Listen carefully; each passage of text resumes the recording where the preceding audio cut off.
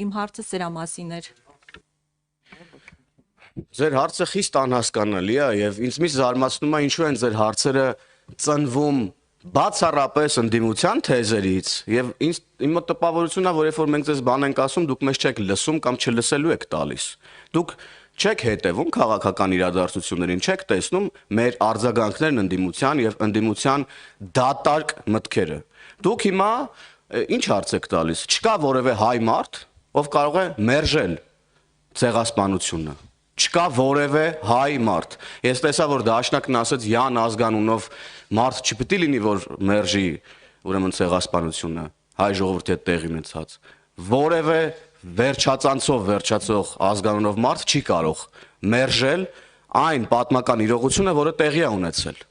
Եվ արձագանքելով նաև ընդդիմության այս կեղծ եւ կեղտոտ, շատ կեղտոտ նաև պնդումներին պետք է երկրորդեմ գործընկերոջս բոլոր ասած փաստերը դրան հավելեմ։ Ձեր կողմից հիշատակված մարդիկ, որոնք փորձում են մեղադրանքներ ուղղել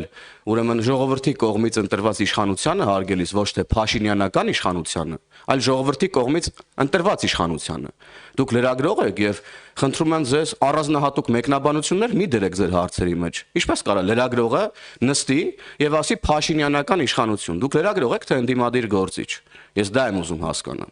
Ասեք Հայաստանի Հանրապետության իշխանությունը, Հայաստանի Հանրապետության վարչապետ, Հայաստանի Հանրապետության ազգային ժողովի падգամավոր, որոնք բարձրաստիճան պաշտոններ են եւ դուք պետք է հարգալից վերաբերեք այդ պաշտոնների նկատմամբ եւ Հայաստանի Հանրապետության ժողովրդի կողմից ընտրված իշխանության նկատմամբ։ Եվ ես ավելացնեմ նաեւ ուրեմն ձեր կողմից անընդհատ հղում արվող այդ ուժերին, թե ովքեր են իրենք։ Նրանք այն ուժերն են, նախ Օսման դաշնակներն են, ինչպես գործընկերը շատ ճիշտ հիշատակեց, 1915 թվականի ցեղասպանությունից հետո դաշնակները ուրեմն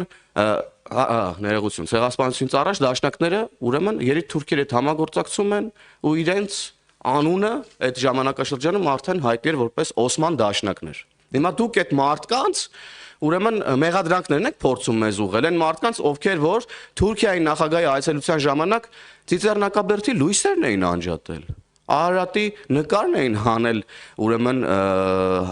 ազգային Հայաստանի ազգային հավաքականի մարզաշապիկի վրայից։ Ու դուք գալիս եք այստեղ մի իշխանության ու մորոք ուրեմն Ամերիկայի Միացյալ Նահանգները ցեղասպանությունն է ճանաչում, Ջո Բայդենը ցեղասպանություն, բառն արտաբերում, ու դուք գալիս եք մեզ փորձում եք ուղղել ընդդիմության մեղադրանքներն առայն, որ մենք փորձում ենք ինչ որ մի կերպ ցեղասպանությունը սակարկման առարկա դարձնել։ Դուք Հայ2 հեռուստաընկերությունն եք, չէ՞ ներկայացնում Ռոբերտ Քոչյանին պատկանող։ Դե էլի Ռոբերտ Քոչյանի Մայրապետյանին, լավ, սենց ասեմ։ Իրան պատկանող հերոստանգերությունում եք աշխատում։ Լավ կլինի գնաք ձեր հերոստանգերության ղեկավարությանը հարցնեք ինչու էին ուրեմն Թուրքիայի հետ հարաբերությունների կարգավորման ֆոնին փորձում նաև սեղանին դնել ցեղասպանության հարցը, որը անհերքելի փաստ է։ Մենք չենք ենթադրում ինչպես ընդդիմությունը, չենք փորձում հորինել ինչպես ընդդիմությունը։ Մենք փաստեր ենք արձանագրում։ Եվ ես կոչ եմ անում լրատվամիջոցներին առհասարակ ուրեմն մոտիկ չգալ ցեղասպանության թեմային եւ դա փորձել օգտագործել որպես քաղաքական դիվիդենտներ հավաքելու գործիք։ Նույնը նաեւ կոչ եմ անում ընդդիմությանը։ Մեր արձագանքը շատ խիստ է լինելու այս թեմային, որովհետև ցեղասպանության թեման այնիշ տեղի ունեցել են ողբերգությունը, որը տեղի ունեցել հայ ժողովրդի հետ, քննարկման ենթակա չի այլևս, սակարկման ենթակա չի որևէ կերպ։ Շնորհակալ եմ։ Բայց վերադառնալով ձեր հարցին, ինչքանով տեղ ունի ցեղասպանությունը իրական Հայաստանում, առհասարակ ցեղասպանություններ իրական Հայաստանում այլևս չեն լինելու, բայց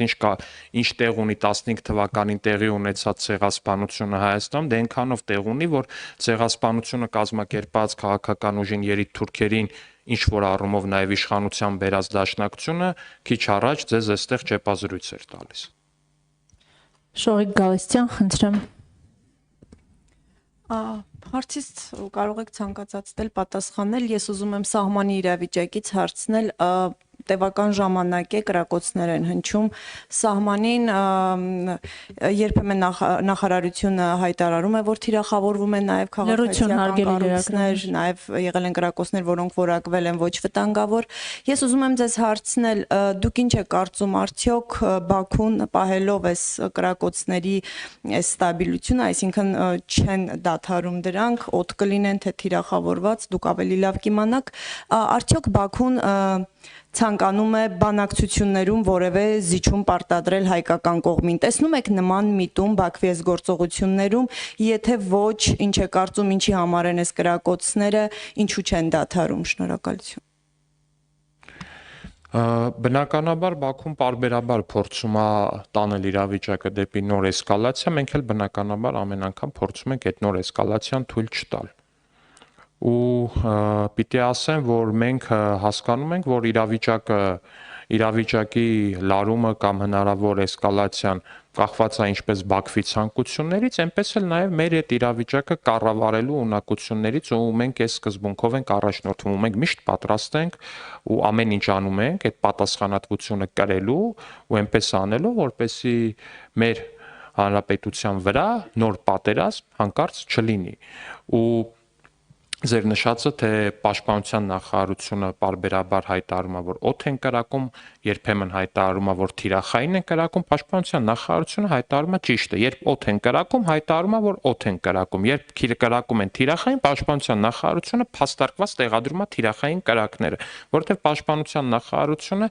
շատ լուրջ է վերաբերվում իր խոսքի արժանահավատությանը, ինչը ես շատ ողջունում եմ ու շատ կարևորում եմ, որ Պաշտպանության նախարարությունը իր ասած իր արած ցանկացած հայտարարություն ապացույցը միշտ ունենում է, ինչը շատ կարևոր է, չափազանց կարևոր է, թե միջազգային տեսանկյունից, թե միջազգային կազմակերպությունների դիտանկյունից, որ հասկանան, որ երբ որ այս նախարարությունը մի բան հայտարարում, ուրեմն դրա ապացույցը կա ու նրա խոսքը առավել քան արժանահավատ է։ Իսկ ինչ վերաբերվում է առհասարակ սահմանային կրակոցներին եւ մնացածին, օրինակ, չգիտեմ, էլի միջև 20 թվականի պատերազմը որպես այդպեսին, եթե հիշեք, թե Տավուշի օրինակ սահմանամերձ գյուղերում ինչ վիճակ էր, թե Տավուշի սահմանամերձ գյուղերում առհասարակ ինչ մթնոլորտ էր, թե քանի տանիք կար Տավուշի սահմանամերձ գյուղերում, որ ուղղակի կրակված չէին գնդացիրներով, ու չգիտեմ, էլի դա համեմատելու չի, ուղղակի ներկայիս էլի իհարկե անթույլատրելի սահմանային էսկալացիաների, այդ էսկալացիայի փորձերի եւ մնացածի հետ, բայց ինձ համար ուղղակի չգիտեմ, էլի ես քիչ առաջ լսում էի պարոն Մամիջանյանի նաեւ ճեպազրույցը այս ֆոնին, որ տենց խոսում էր լուրջ դեմքի արտահայտությամբ այդ սահմանային հիմիկվա կրակոցների մասին, ուղղակի անկեղծ ուզում եմ ասեի, մի հատ ուղղակի գնացեք Տավուշի սահմանամերձ գյուղերի մարդկանց մի հատ հարցրեք, էլի իրանք ինչերի միջով են անցել ու ոնց են ապրել առհասարակ, տանիքների վրա գնդացիրի կրակած տեղեր, էլ չգիտեմ ինչ անթուփ միջև ականանետերով մարդկանց տներին կրակած միջոցներ։ Մենք գնում ենք խաղաղության ու մենք ամեն ինչ անելու ենք այս հնարավոր էսկալացիայի ձգտումները ադրբեջանական կողմից սաստելու ու այդ ռիսկերը կառավարելու։ Իսկ այն ապապետական ուժերը, որոնք անկալում ունեն, թե պետքա հերթական անգամ էլ ստեղից ասում էր, չէ, ասում է պետքա տարածաշրջանում ներկայացվածություն ունեցող ուժ լինի նկատի ունի Ռուսաստանին ակնհայտորեն, իդեպ հիշում եք, որ 23 թվականին Լեռնային Ղարաբաղում իշխանազավթում իրականացրեց Սերժ Սարգսյանի կողմից ու Ռոբերտ Քոչարյանի կողմից հովանավորվող խմբակը, նույն Հայկ Մամիջանյանի խոսույթը հիշում եք այդ օրերին, այդ իշխանազավթման օրը, որ ասում էր ակնհայտ է, որ Արցախը ունի դաշնակից իդեմս Ռուսաստանի, ուղիղ տեքստով ասում էր Արցախը ունի դաշնակից իդեմս Ռուսաստանի ու Արցախի մեր քույրերն ու եղբայրները թող սպասեն, ժամերի ընթացքում լավ նորություն ա լինելու։ Ժամերի ընթացքում չէ, օրերի ընթացքում եղավ, բայց եղածը լավ նորություն չէր բնավ։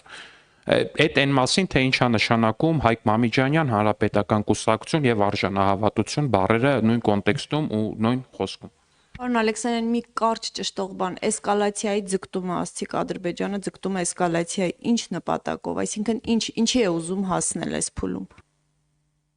Չեմ կարող ասել, այդ հարցը ճիշտ կլինի իրենց տակ, բայց պարբերաբար է, որ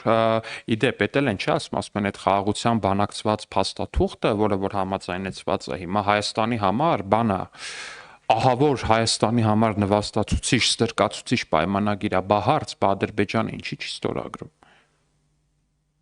Իրանք ասում են երկու բան. մեկ, Ադրբեջանը ուզում է, որ Հայաստանի համար լինի նենց, որ մաքսիմալ հնարավոր ամենավատը լինի Հայաստանի համար, երկրորդ, այդ թուղթը հնարավոր ամենավատ բանն է Հայաստանի Հանրապետության համար։ Հիմա տրամաբանական շղթայի երրորդ հարցն է ծագում։ Բայց այդ դեպքում Ադրբեջանը ինչու՞ չի միջև հիմա հայտնել, որ պատրաստ է ստորագրել այդ թուղթը հենց այս բային։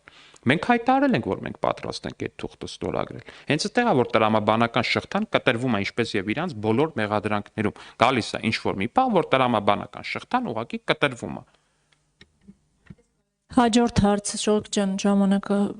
Civic-ը խնդրեմ ձեր հարցը։ Նախորդ երկու բանախոսները ձեզ մեղադրեցին ամենատարբեր բաների մեջ, սկսենք Հայկ Մամիջանյանից, պարոն Ալեքսանյան, ես ներողություն եմ խնդրում, ինքը ձեզ ասաց, որ դուք սուտ եք խոսել 3 ազգային ժողովի ամբիոնից, Բայդենի եւ Սարգսյանի հետ կապված այդ հայտարարության մասին, եւ նաեւ Քրիստինե